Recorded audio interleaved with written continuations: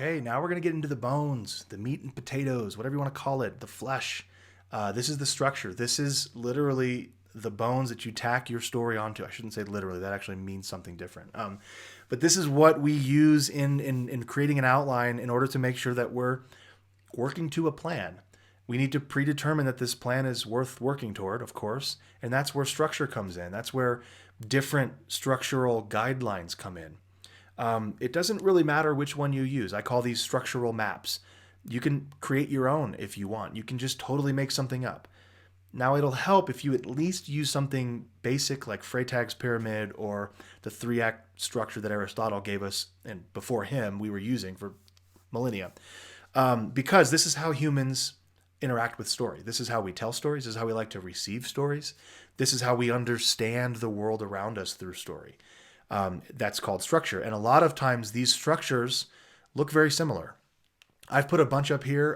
Don't worry about what's blue and gray. That's, again, just me being design and nerdy, design-minded and nerdy. I've got one that I use. I'm going to show you mine. I'm going to show you what works really well for the books that I write. I want you to change it. I want you to look at it and say, okay, I'm going to try this. That's a key, right? You can't just decide you don't like it. Try it, because I've done this and I know it works. It may also work for you as is, but I want you to try it. You won't know if you don't try it. But the point is, once you've tried it, once you've practiced this, you can change it however you need to change it. Again, every genre is different with different expectations and tropes.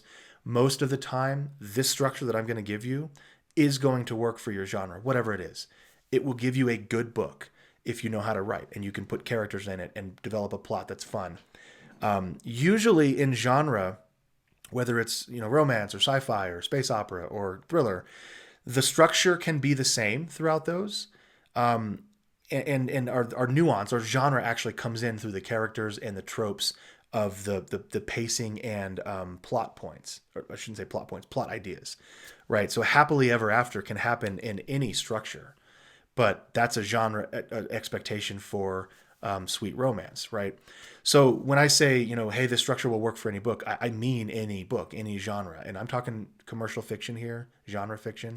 If you're writing literary fiction, I can't help you. No, there's usually not a strong underpinning of structure, because you're just discovering yourself as a writer through your pages. You're just bleeding through these characters and all that. There's nothing wrong with that. It's just, well, you're not going to sell any books, first of all. No. If you love that, that's great. You probably don't need this, because structure doesn't matter as much in that genre. Now, people will argue with me about that. I'm sure there's their own structure for literary fiction.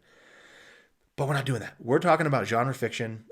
Like I said, I've given you some examples of the genre: crime fiction, thriller, psychological thriller, women's fiction, space opera, sci-fi, fantasy, romance, whatever those are. Those are all genres of commercial fiction that people do buy. The structure that we use most likely will work for your genre. Okay, that's all I'm trying to say. You can see up here, I've given you some examples. It's possibly worth your time to go investigate some of these if you haven't heard of them. Be familiar at least with their name and maybe a little bit about kind of their core components. For example, 7-point plot structure. Well, guess what? That has 7 points in the plot structure. So, we already know that about it, but there's something, the Marshall Plan is up there, which it sounds like the Monroe Doctrine or some kind of like political scheme that has given, it's not, it's just a structure that this guy named Marshall, I can't remember his first name even, but wrote out this whole book about, hey, here's how many chapters and scenes, very specific to each character, need to happen. There's this many for the villain and this many for the main character and this many for the B character. Hey, that's really cool that he did that. I don't like to do that in my own books because I don't want to limit myself to certain points of view, but at least I know that that's what that's about. At its core, it's still a 3-act play. Okay, same thing with snowflake method.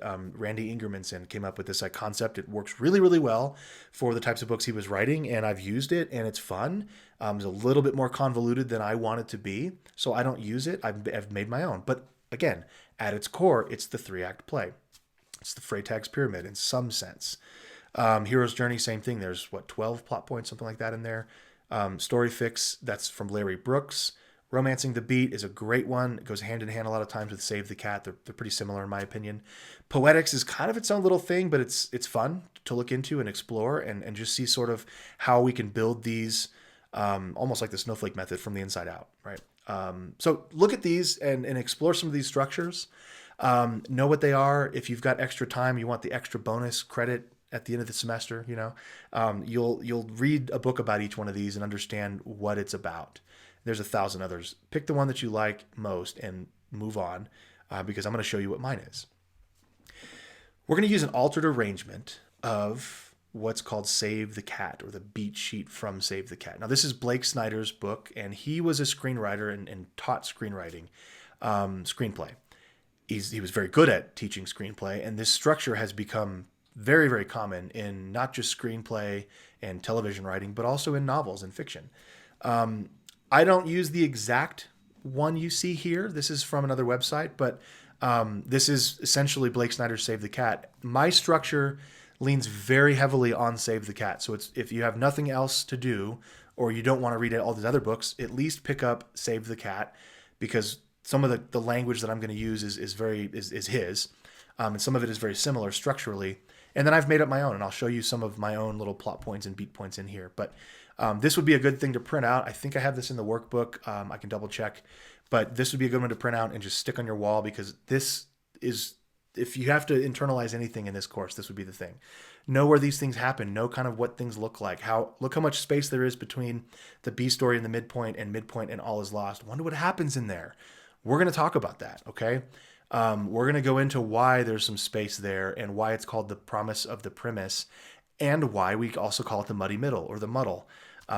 Turns out it's because there's not a whole lot of stuff happening structurally there, and if we're not careful, we can make it feel like there's not a lot happening in our book. So we're going to talk about why that's there, why the space is there, among all kinds of other things. But this would be the one to familiarize yourself with when we get into structure, and in the next module.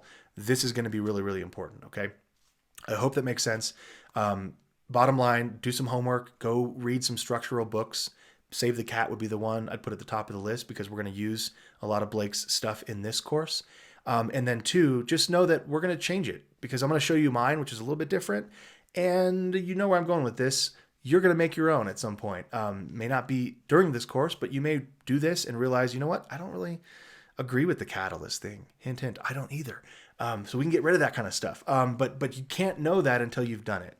And you can't know that until you've done it well enough to know, okay, now I need to break the rules, and here's why. Okay. So those are the 3 things. Do some homework, read Save the Cat, look at my structure, the Blake Snyder version, and then be ready to develop our own.